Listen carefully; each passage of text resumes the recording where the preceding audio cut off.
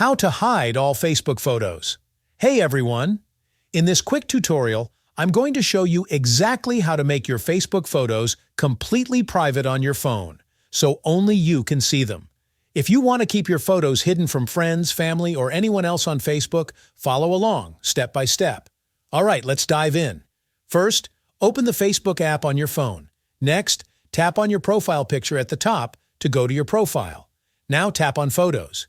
Here, you'll see all your photos and videos. Then tap on Albums to see all your photo albums. Pick an album you want to make private and tap on it. Then tap the three dots in the top right corner and select Edit Album. You'll see a privacy setting that might say Public or Friends. To make the album private, select Only Me, then tap Done and save. Now this album is completely private and no one else can see it. You'll need to repeat this for each album you have. Once you've updated all your albums, all your photos will be set to Only Me, keeping them fully private. And that's it.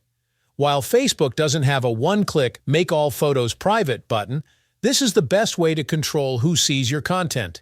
If this tutorial helped you, don't forget to like this video and subscribe for more tips and tricks for Facebook and other social media apps.